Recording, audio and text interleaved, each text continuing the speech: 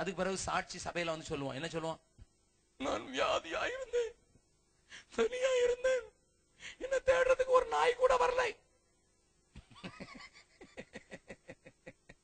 இத சபையில போய் ஒரு சாட்சியா வேற சொல்லி எல்லாரையும் நாயாக்கி. ஆனா இந்த மனுஷனை பாருங்க, இவன் வியாதிப்பட்டது அவங்களுக்கு தெரிஞ்சிச்சுன்னு இவனுக்கு கவலையா இருக்கு. பக்கத்துல இருக்காங்க, உங்களை பற்றி சொல்றாங்களா? சொல்லுங்க சொல்லுங்க சொல்லுங்க. எனக்கு வியாதியா இருக்கிறது இவனுக்கு தெரிஞ்சிச்சுங்கிறது கஷ்டம்யா, அதுவே என்னை அஃபெக்ட் பண்ணுதுயா. என் மக்களுக்கு நான் எந்த விதத்திலையும் பாரமா இருக்க விரும்பாத ஆளு. என்னை நம்புனவங்களுக்கு நான் பாரமாவே இருக்க விரும்பாத ஆள். ஏன்னா கடைசி வசனத்தை வாசிக்கலாம். அவன் வியாதிப்பட்டு மரணத்துக்கு சமீபமா இருந்தது மெய்தான். எவ்வளவு பெரிய சீரியஸ் சிக்னஸ் பாருங்க பிரதர்ஸ், எவ்வளவு பெரிய சீரியஸ் சிக்னஸ். வியாதிப்பட்டு மரணத்துக்கு சமீபமா இருந்தது மெய்தான், ஆகிலும் தேவன் அவனுக்கு இறங்கினார். கடைசி வசனத்தை வாசிக்கலாம். ஏனெனில் நீங்கள் எனக்கு செய்ய வேண்டிய ஊழியத்திலே உங்கள் குறைவை நிறைவாக்கும்படிக்கு அவன் தன் பிராணனையும் எண்ணாமல். லிசன், பைபிள்ல அண்டர்லைன் போடுற வழக்கம் இருந்ததுன்னா உங்கள் துக்கம் சந்தோஷமாய் மாறும், இனி கைவிட மாட்டேன், இதெல்லாம் அண்டர்லைன் போட விட்டுட்டு இந்த மாதிரி வசனத்துல கீழே போடுங்க. என்ன எழுதியிருக்கு? என்ன எழுதியிருக்கு? மறுபடியும் வாசிங்க. அவன் தன் பிராணனையும் எண்ணாமல். அது கீழே அண்டர்லைன் போடுங்க.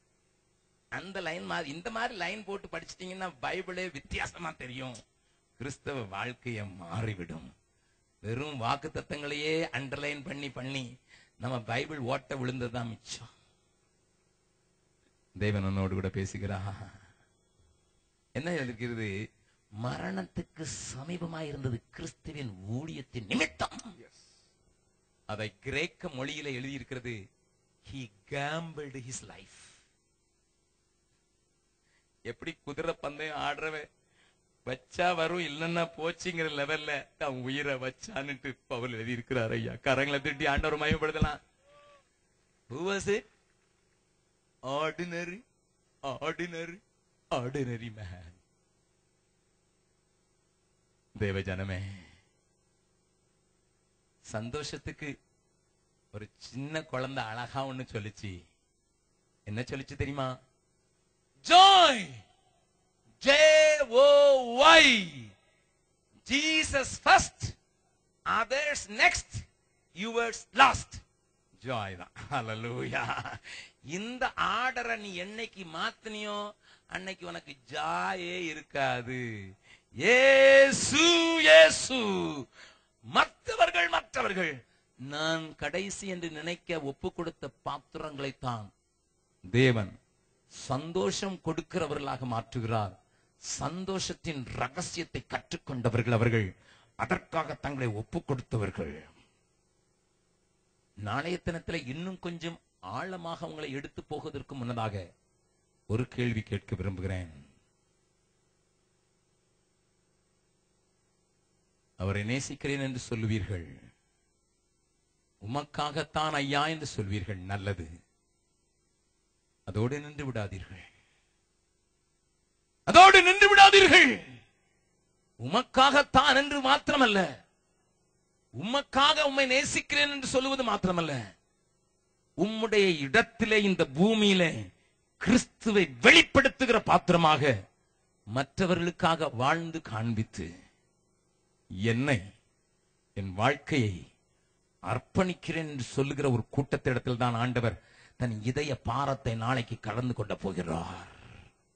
மிஷனரி பெருவிழாவுக்கு வந்திருக்கிறவங்களை நேற்றைய தினத்திலே நான் ஆயத்தப்படுத்தினேன். இன்றைக்கு இன்னும் கொஞ்சம் உயர்ந்த அளவுக்கு கொண்டு வந்திருக்கிறேன். நாளைய தினத்தில் என் சகோதரன் சொன்னது போல ஒரு அக்கினி உங்களை பற்றி பிடிக்க முடியாது உங்களோடு கூட பேச விரும்புகிறேன். இந்த நேரத்தில் எல்லாரும் கண்களை மூடலாம். தேவன் உங்களோடு கூட பேசி இருக்கிறார். யாருக்காக வாழ்கிறேன்?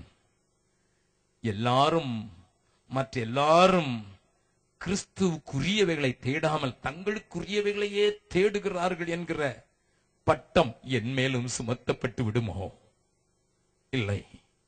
என் ஆண்டவர் நடந்த பாதையிலே கிறிஸ்து இயேசுவில் இருந்த சிந்தையை தரித்துக் கொண்டவனாக, ஒரு தாழ்மையின் ரூபத்தை என் இருதயத்திலே சுமந்தவளாக கிறிஸ்துவை இந்த உலகத்துக்கு காண்பிப்பதற்கு அழைக்கப்பட்டவன் என்பதை விளங்க பண்ணுவதற்கு,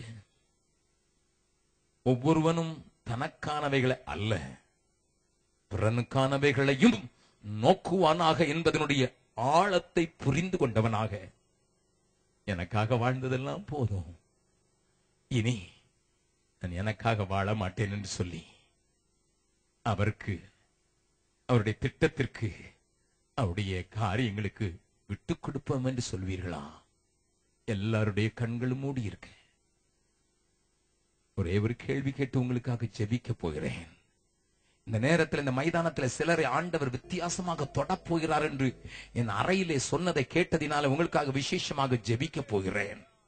தேவ கிருபை இறங்கி வந்து இன்றைக்கு சிலரோடு கூட ஆழமாக கிரியை செய்ய போகிறது என்பதை ஆண்டவர் சொன்னபடியினாலே நான் அதற்காக ஜெபிக்க போகிறேன். ஐயா, புரிந்து கொண்டேன், இதுதான் கிறிஸ்தவ வாழ்க்கை என்பதை புரிந்து கொண்டேன். இதுதான் கிறிஸ்து காண்பித்த தாழ்மை என்பதை புரிந்து கொண்டேன்.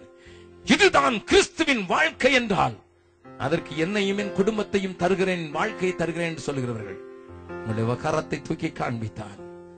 Thank you, Lord. Jesus, hallelujah. அநேகருடைய ஒப்புக்கொடுத்தல தேவன் கண்டு மகிழ்கிறார், பரலோகம் கண்டு மகிழ்கிறது. அப்படியே எல்லாரும் எழுந்து நிற்கலாமா? தேவ கிருபை, தேவ மகிமை இந்த மைதானத்திலே இன்றைக்கு ஆண்டவர் எனக்கு சொன்னது உண்மை என்றால் உன்னை ஒரு தொடுதலோடு கூட சந்திப்பதற்கு, ஹல்லேலூயா, பரலோகம் திறந்திருக்கிறத ஏசாயா கண்டான், தன் நிலையை உணர்ந்தான். பரலோகத்திலிருந்து ஒரு அக்கினி துண்டு வந்து அவனை தொட்ட போது இதோ அடிமை என்றானே, அந்த தொடுதலோடு கூட தேவன் இறங்கி வருகிறார். அந்த தொடுதலோடு கூட இன்றைக்கு தேவன் இறங்கி வருகிறார். பரலோகத்தின் மகிமை நீ காணும்படியாக, உன் கண்கள் திறக்கப்படும்படியாக, பரலோக தரிசனத்தையும் தேவ தூதர்கள் பாடுவதையும் பார்க்கிற நீ. ஆண்டவர் ஏசாயாவிடத்துல கேட்கவில்லை, ஏசாயா வா என்று சொல்லவில்லை, யாரை தான் அனுப்பேன் என்றான். ஆனால் அவன் சொன்னான், இதோ நான் இருக்கிறேன். வாலண்டரி சப்மிஷன், பூரணமான ஒப்பு கொடுத்தலுக்கு அந்த தொடுதல், அந்த தொடுதல், அந்த தொடுதல் இந்த பூமியிலே, இந்த மைதானத்தில், இந்த வெஸ்ட் ஸ்கூல் மைதானத்தில் இறங்கி வருகிறதை பார்க்கிறேன். பரலோக அக்னி துண்டு, பரலோகத்தின் பலிபீடத்தில் இருக்கிற அக்னி துண்டு இங்க இறங்கி வந்து அநேகருடைய மேலே அமர்கிறதற்கு ஆயத்தமாயிருக்கிறதை பார்க்கிறேன். ஹல்லேலூயா, glorious Lord. கரங்களை உயர்த்தி பாடலாமா? உமக்காக தானே ஐயா நான் உயிர் வாழ்கிறேன் ஐயா, உமக்காக தானே ஐயா நான் உயிர் வாழ்கிறேன் ஐயா,